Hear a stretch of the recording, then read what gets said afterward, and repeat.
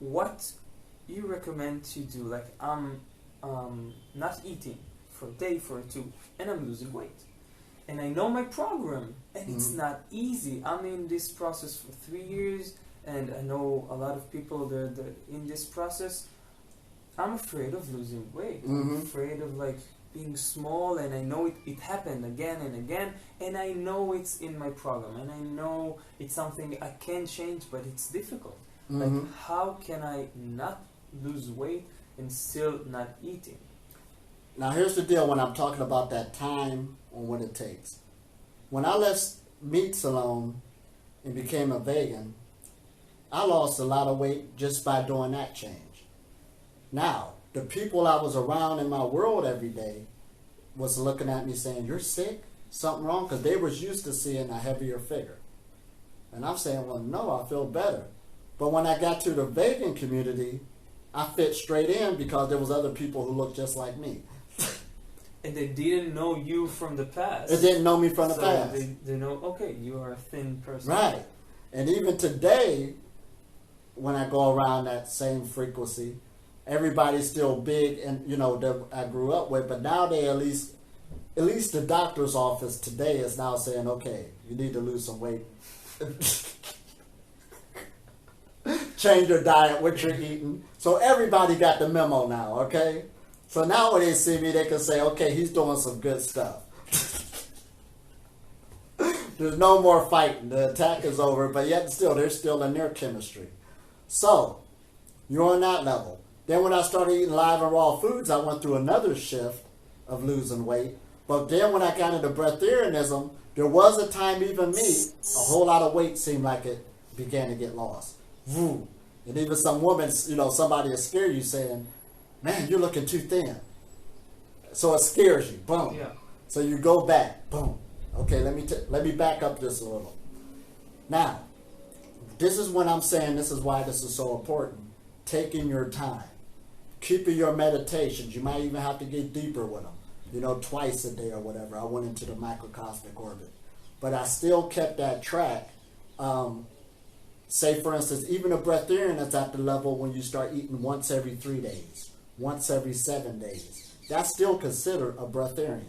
You're just letting go slightly. See, we're into this thing, we want to go all the way, right away, and think that's what it's at. But keep in mind, eating once every 3 days is oppressive. Eating once a week is oppressive. We just want to throw that out the window now. But why would a person do that? It's sort of like what I tell my journey. I was in a situation where I had my son with me every other weekend. So that was the time I decided to eat, being a breatharian, when he was around me. We had a good time. We had a good weekend. When he leave, I know I could go back into my not eating state. So that's the power of a breatharian. Now, does that mean I wasn't a breatharian? Of course you are. Now, there's many different levels of degrees, but people are getting too, how shall I say, not understanding what it is. Now, going on that level where you're losing too much weight, if you find yourself losing too much weight, your body is not energetically ready yet. Now, that don't mean you quit altogether and go back to eating and gave up. You stop at the weight that you're comfortable and keep that lifestyle until that energy gets settled into that new lifestyle. It's sort of like the video we just gave. There's a transformation and a transmutation. The transformation is physical. That physical change is taking place. And then the transmutation is when a period of time when you stayed in that change, your body got comfortable with it. Oh, this is where you want me to stay at.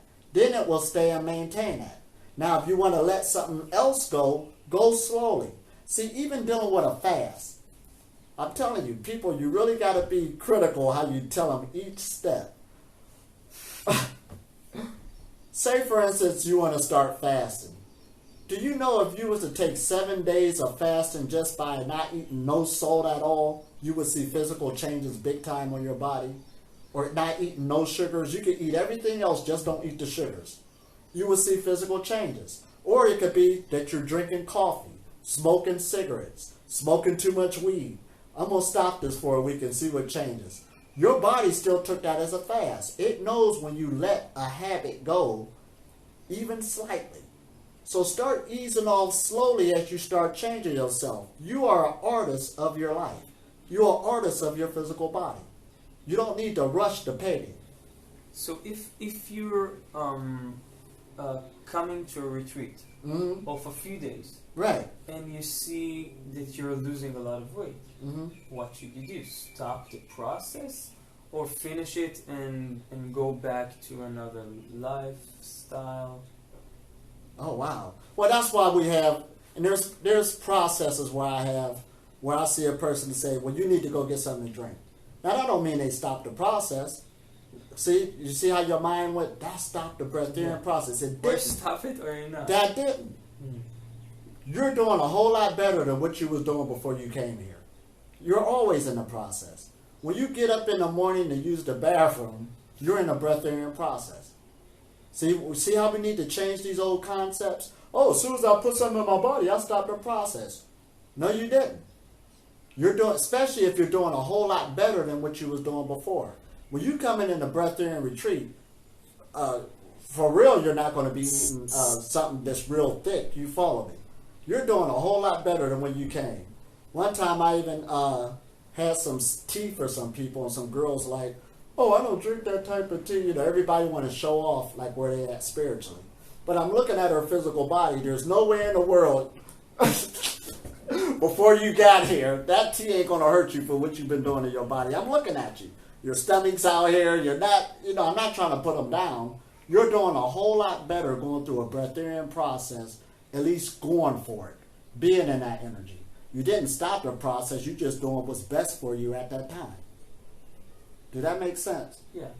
So you're saying, if I'm understanding you right, first of all, before you go to the process, start living a life when you're slowly living as a breatharian.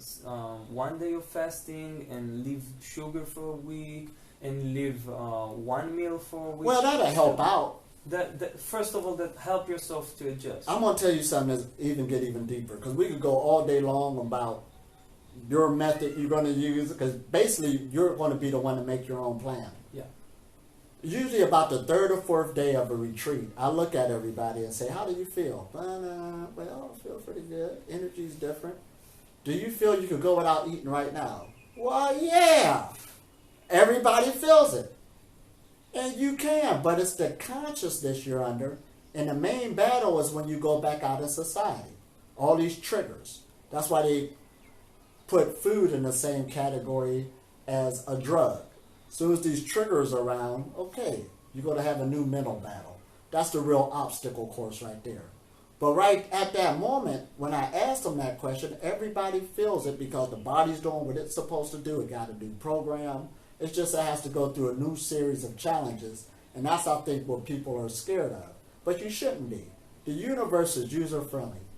Just get out here. Don't give up. It ain't that the knowledge don't work.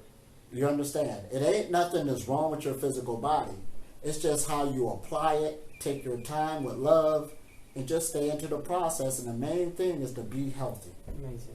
And this is a byproduct of all of that. You will drop eating altogether. It'll just be that day where you don't feel like going through that conscious eating no more. Okay, I know that this is going to go through me eventually. I know I'm just eating it out of boredom, habit. But I don't like this feeling. I like feeling this other way. So you just leave it alone. That's nice. So what is making people losing weight? Going too fast. Going too fast. And the program ain't in you yet. That shows it right there. You don't have a program. Which program? The program of the breatharian program that you can be sustained without eating. That other program, like for instance, a lot of people say, "Oh no, I do believe it." But yet and still, I knew a person who was, they're going into the breatharian process, but their business is also selling health foods, was healthy for the body. That program is in them deep. I even had a friend one time who told me the truth. She was a physical therapist working in the hospital, so you learn certain things. And she said, I can actually see that my education is blocking a lot of this new knowledge I'm trying to bring in. So yeah, usually nutritionists have a harder time than somebody who's ignorant coming into this knowledge. Because somebody had asked me, what about my vitamins? What about minerals? I don't know what that is. Where do your body get that from? I don't know what it is. Nobody gave me that program. Maybe that's what made it easy. The ignorance. Okay, but nobody tell you? Nobody said like you have to eat 3 meals a day and well, growing up on that level, yeah. There was but even a man in my neighborhood who ate 1 meal a day back then. And we thought that was weird. He eat 1 meal a day? Man, no wonder he's so little. Of course, he outlived everybody, you know, in that age group and so forth. But now we understand. But go ahead with that program. Eating 3 meals a day? Yeah, well, that's a program. Eating 3 meals a day, or you need to eat green leaves for this, and you need to eat fruit for this, and you need to eat fat for this, and after you work out, you need how do you say it in English? That's all these words. Something after. You hear those words, but you really don't know what they mean. I mean, the average person. So you say it's because we believe it's true. Right. You see it on TV. You learned about a new word. Oh, gluten. Gluten-free. Then all of a sudden you jump on the back. All right. We're playing this cycle over and over again.